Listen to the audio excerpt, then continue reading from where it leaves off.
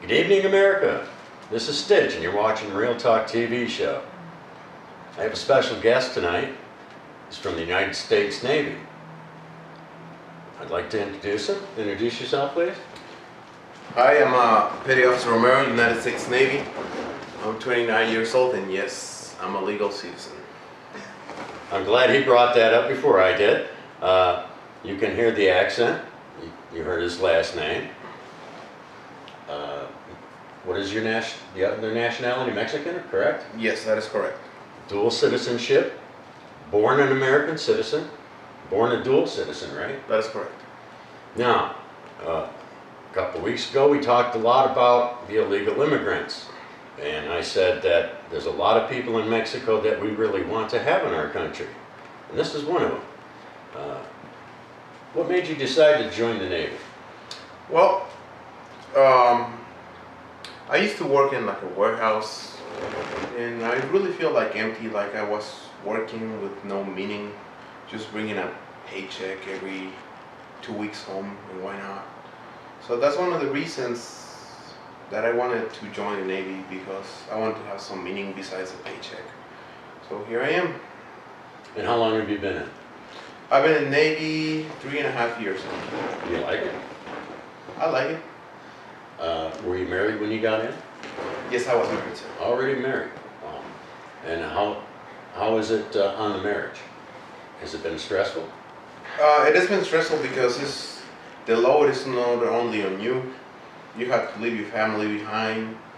You know, sometimes you have babies on the way, and your wife is by herself, and why not? So yes, it is stressful in both parts. Yeah, and you guys go away for a long time, right? Every other year you got a real long stretch, right? Yes, that is correct.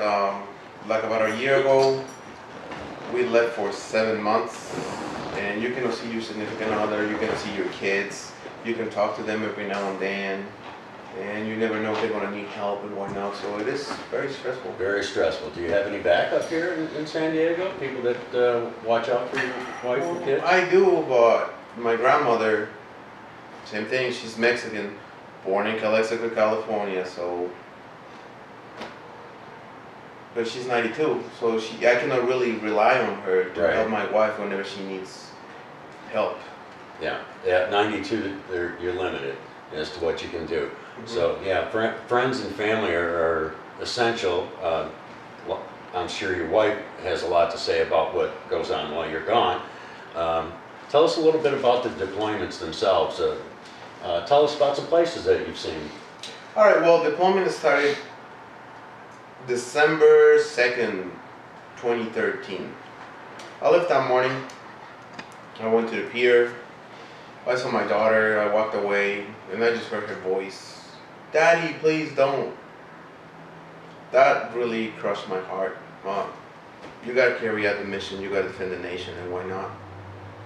But deployment is a lot of work. It's at the same time fun, because you know you get to experience different cultures, you get to experience different foods, and the most important part, you get to experience different beers. That's, you know, it's pretty interesting when you go to Japan, like, for example, what to do, what not to do. When you go to Korea, some things are acceptable, some things are not acceptable. Like, you go to restaurants, sometimes they don't even want to take care of you because you're not Asian or Japanese, or whatever the case may be. So they just tell you, please leave, because you are not welcome here. That's the hard part. But on the other hand, like if you go to Philippines and stuff like that, you're welcome everywhere and they treat you good. So I don't know the reason why in certain countries we don't feel as welcome, but in some other countries they take care of you like you belong there. So it's pretty interesting how everything goes around and how different it is. Yeah, you said Japan and Korea were two places that you weren't treated very well. Not everywhere, but in some places, if you're trying to go eat or have a drink or whatever, they just cross their hands, they go like that, and that means you're not welcome here, please leave. Might have to do with the fact that we bombed the shit out of them, right? Well, yeah. Years ago. Yeah, we had reasons why. Yeah.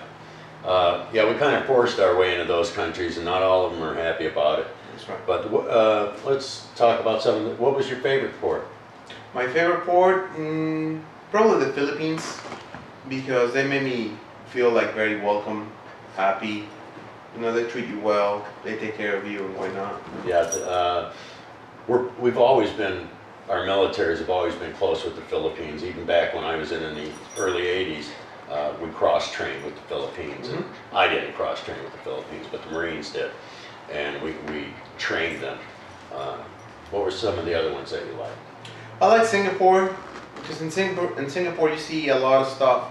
Like everybody says America's a melting pot. Well, Singapore you see everything from everywhere.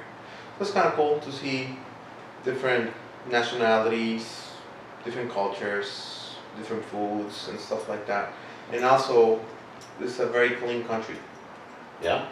Very clean. This, you know, the infrastructure is pretty nice. So you don't And they need to- treat you nice? They treat you, yeah, they treat you nice for the most part, yes.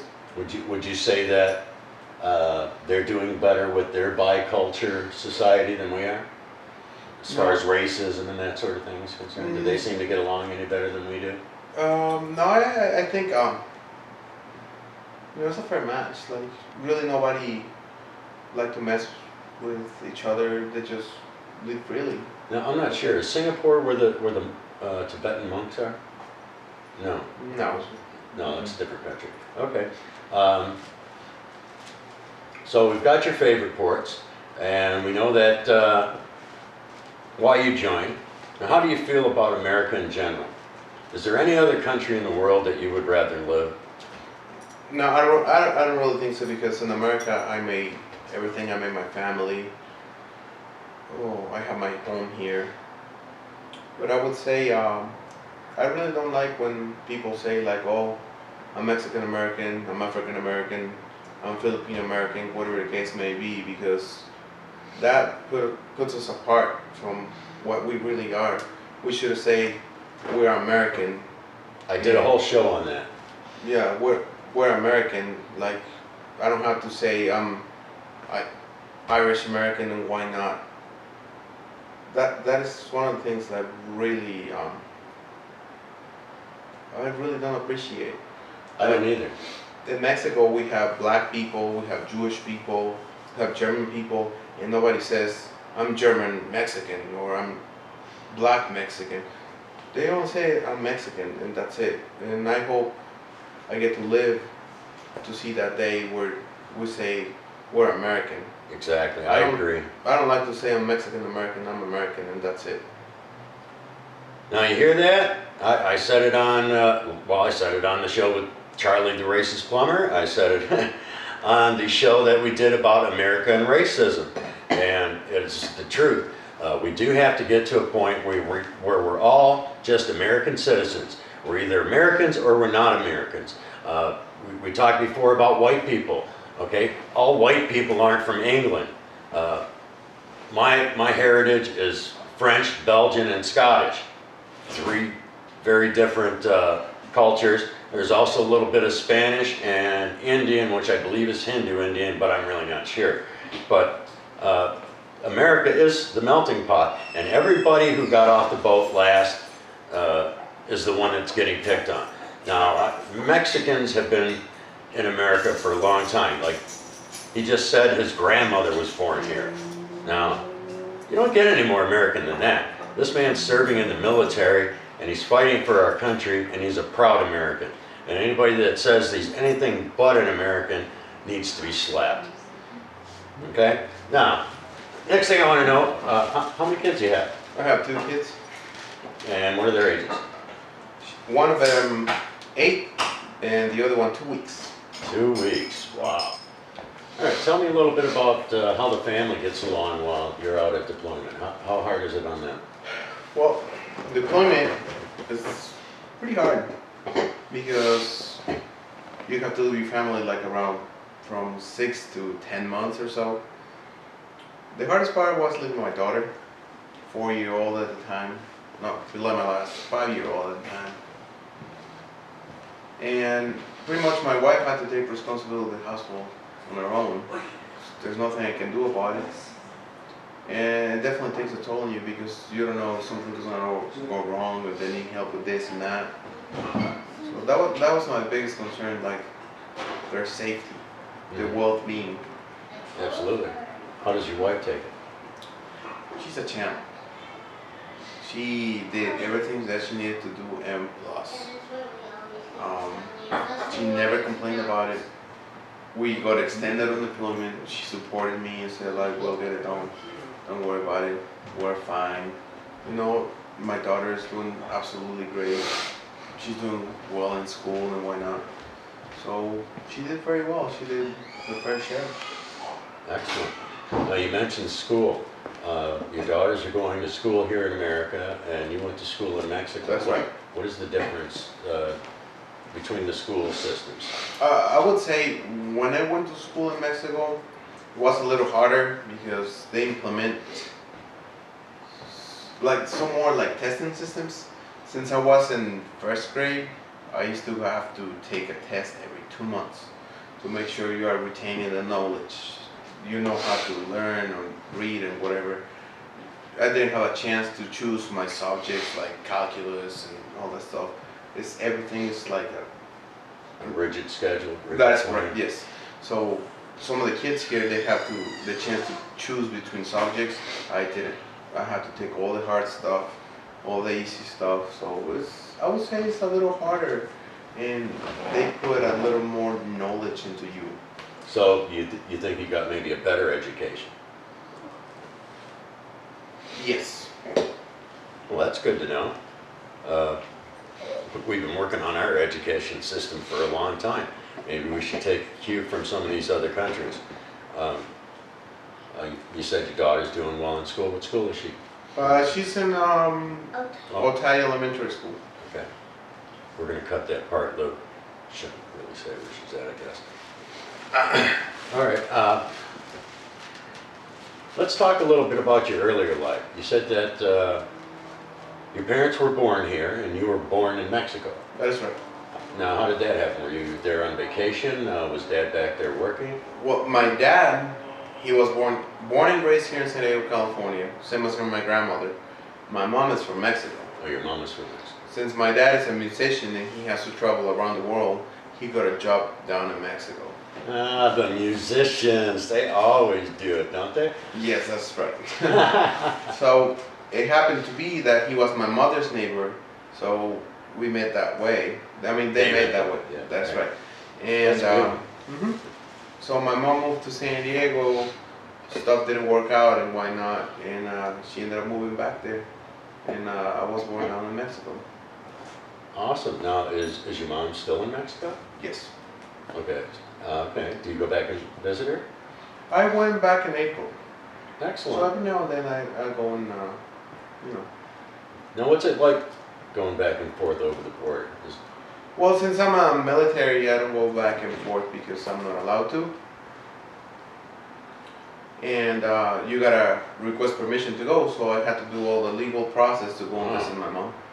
Well, I don't go that much. So it's as hard to get out of America as it is to get in. Yes. That's funny, I think. Okay. So when you go back there, where in Mexico does your mom live? She lives in Toluca, Mexico. In- It's like 40 miles from Mexico City. Really? And what's it like there? Is it a nice city? It is a nice city. It has like about 2 million people, I would say. Oh, that's a pretty large city. Yeah, it's pretty large. It's pretty condensed. It's nice. Mexico, I see, is growing. We're getting cleaner.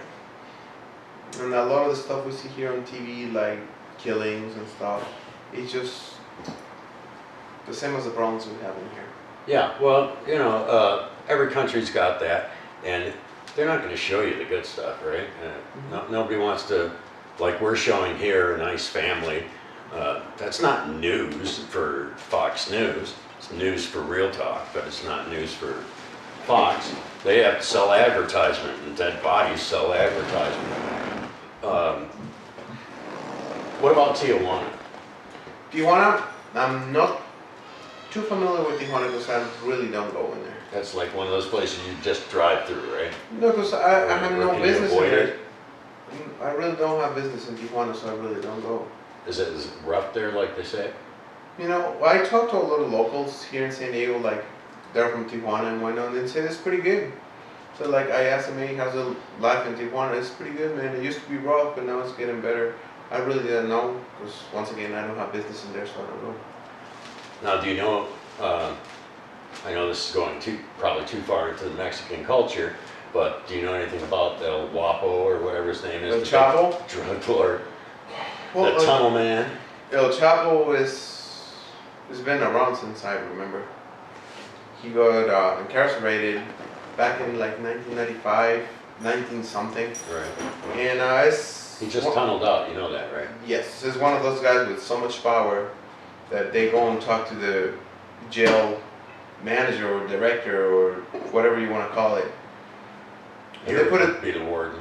yeah, they put it this way: you let me go, you support me, or I kill you, and I kill your whole family in front of you. So, what will you do? What will you do in that case? Me as an American, I'd station guards outside my house and execute his ass. Yeah, the cartel. He doesn't have any power once he's dead. That is, yeah, that is right. But once again, Mexico doesn't believe in the death sentence, so you cannot execute him. But we had him here. No, No. I'm sorry, you're correct, they had him over there. Maybe we need to change that over there in Mexico. My theory has been for a long time that our government needs to work with your government That is right. and to try and make relations better between the countries. There's gotta be resources over there in Mexico, mineral resources. We already know there's oil over there that nobody wants to go drill for because they're afraid of the drug cartels and the government taking all their money away from them before they can exit. But I think if we worked with the government and helped build the government up like we're trying to do with Iraq, we'd have us a great neighbor to the south, and our whole Right. continent would be secure then, don't you think? Well, You think it's a possibility that America and Mexico will ever work together like we do with Canada? I would think so, but one of the things with Mexico is, I would say, a beast under sleep. Because we're so rich, we have so many resources, that if this government probably would help them to exploit them at the max, Mexico will take over. Just the oil part is ridiculous. Mexico has so much oil, so much gold. Every single resource you want to find, for the most part, you will find it down there. So why are they so poor? Well, I would say it's a mutual business between this country and Mexico, because we provide the workers and the revenue gets seen in here in the States. You know what I mean? So we are profiting off of Mexico's oil and mineral resources? I would say so, because some of the machinery and the equipment and the infrastructure comes from America. Mhm. So they buy the oil cheap from Mexico, and they make revenue of like the gasoline and all the oil Right. products and stuff. Did anybody else know that? I didn't know that. You know, the only person I knew was working with Mexico was Donald Trump getting his suits made. So we do have a lot of reasons that we could work with Mexico, Mhm. but like you say, they're a sleeping giant, and maybe our government's afraid That's right. to work with them because we don't want them to get too strong and take back over land that used to be theirs. And I wouldn't say the land, because the land has been here for so long that I really wouldn't like him to go back to there, because we build them up. We Right. build this land up. But Mexico is definitely a rich country in resources. If the government and the people, they don't manage it right, that's their business. But resources are there. so they do have the potential then to pick their own country up. If the government decides to not be corrupt, they could put those people to work in those mines, and they could be drilling that oil and making money, and the Mexican population could flourish.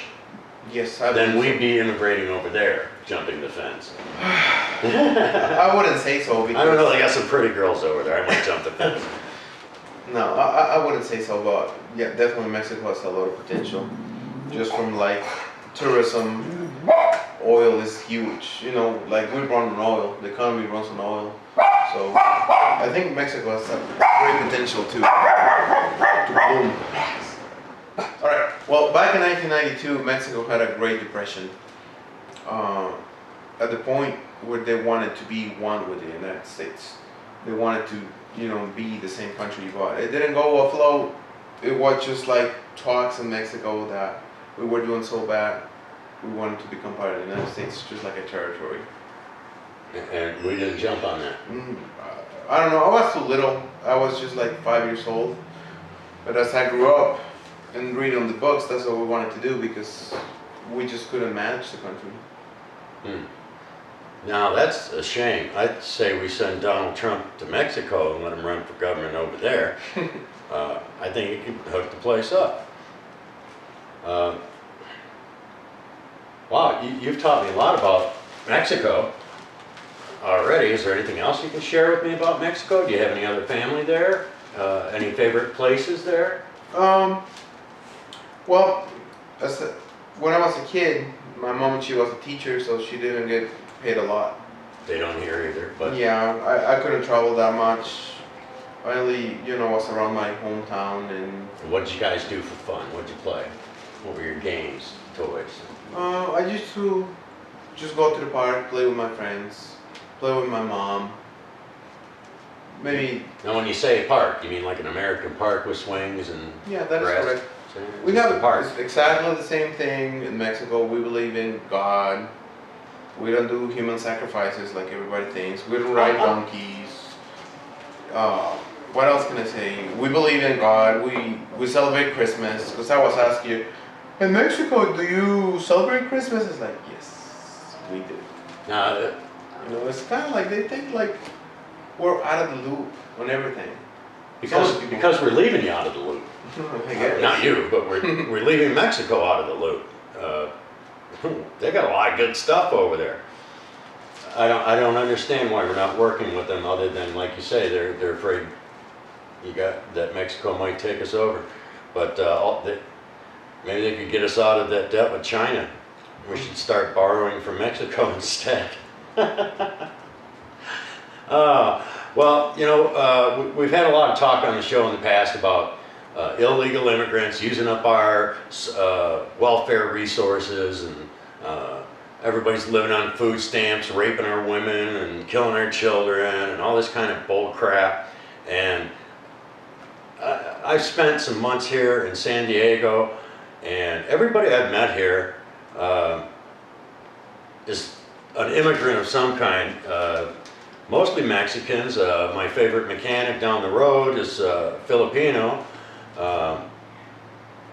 We're going to talk to him one day this week. It's a pretty good mix, and everybody here is really friendly. And with the exception, I don't think we're going to get it on the air. I took a little stroll down Bum Row there earlier and showed some of the homeless beds, but the rest of this place looks nice. And the weather here is great, of course. You said you plan on retiring, right? Yeah, I'm trying to put in 20. And what do you plan to do after you retire? After I retire, You're going to stay here? yes. Because like I said, I have a lot of roots here in San Diego. I have a lot of ties here. My daughter was born here. My grandma was born and raised here. My dad was born and raised here. So, yeah, I love this place. I'm planning to stay here. Proud to be an American, right? I am. Love it. Now let's talk about some less serious stuff. What's your favorite hobbies? I love cars. What kind Especially of cars? Mustangs. Oh, let's talk about the Mustang. Well, I recently, I was with your son, and he convinced me to buy a 2015 Mustang. Yeah, I heard how he convinced you. Go ahead. Yeah, well, I own a 2013 brand new. Well, not brand new. I would say like I had like what 13,000 miles. Well, yeah, brand new. And we went for an oil change because he was bored. So like, can I go with you? Like, sure, let's go. So we went for the oil change, and the salesman approached me and said like, "Hi sir, we'd like to try out the 2015 Mustang GT, blah blah blah." Sure, we'll try it out. So we'll try it out, and so like, well, you like it? I was like, yeah, I like it, but my car is brand new, pretty much. So like, well, what do you think about this one? It's like you had to do something really, really crazy for me to buy it. Well, like, what do you mean? It's like, give me the same car payment.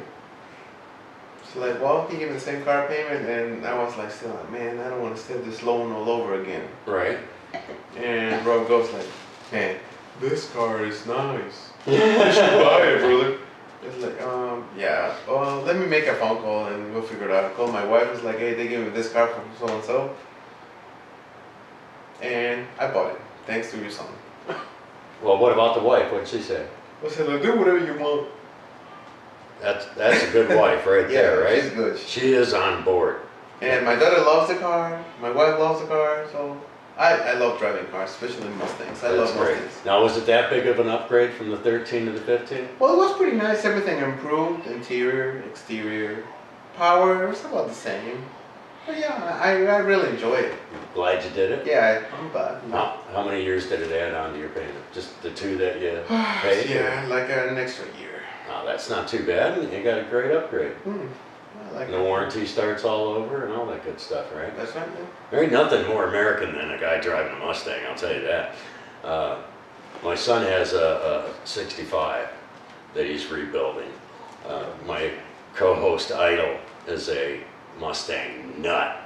And of course he's gonna just call me all kinds of names when I show him the pictures of the Mustangs. My son's and the one that's down at the mechanic store. Some beautiful, beautiful cars. What happened after you bought your Mustang? What happened with my son? You know, I told my wife it's Rob's fault that I bought the Mustang. So no, it's not his fault. It's your own fault. And I still blame it on Rob. What Rob do? What Rob do 2 weeks later? It's not my fault. You did it. And he bought a truck. He went to the same place and he bought a truck and he blamed it on me. And he got the same deal too. Yeah. Didn't you? Pretty much. Close? I pay more, but Yeah. Yeah, Rob went in there and said, the only way, I want this, but I want the same deal you gave my friend. He says you taught him a lot about how to buy a car. Yeah, I fought the last $5. It's like That's what he said. He almost walked out over $5. yeah, and like oil changes for free for a year and stuff. thanks to me. Yeah. I And, just wish you told the rest of the story. That's a Donald Trump Yeah, deal right there, right? he told me about how to He appraise is on the my car. apprentice. He told me how to appraise on my car because they wanted to give me like $3,000 less. Like, let me check it out on this website. It's like, no man, this thing is worth more. So we check it out. So I told him, no man, my car is worth this, my other Mustang. So I ended up getting $3,000 more thanks to your son. Terrific. That's awesome. We're all Mustang fans here, so that's a great topic. Like I said, Rob's got a 65. He's rebuilding. He's done a lot of work on it. And then he's got that Jeep all beefed up now. I haven't seen it since he raised it up, but I'm looking forward to seeing that. What else do you like to do? What else is your hobbies? You said you like beer. Let's talk about that. I like beer. Like, I love Stella. I don't know, so nice, crisp, refreshing. And your son Rob, he likes to handcraft beer. Yeah. So whenever he has a new creation or stuff like that, he's so kind to bring me a bottle. Let me try it. A bottle? No, a gallon. That sounds more like my son. You're on the last bar. All right. All right, we're going to wrap this up for tonight. It was terrific talking to you. Thank you. And I want to reiterate what I said before. Everybody that is in the military right now is an American hero. This young man was reluctant to take that hero badge, but you don't join the military in a time of war because you're a sissy. Everybody in here right now is a hero. We've all been in the military. Well, I'm not a hero. I didn't go to war. I wasn't in during wartime. But these two here, they're heroes, and you don't have to come home in a body bag or lose limbs in order to be a hero. If you signed up, you did the job, you served your country, you're an American hero, and I salute you. Thank you.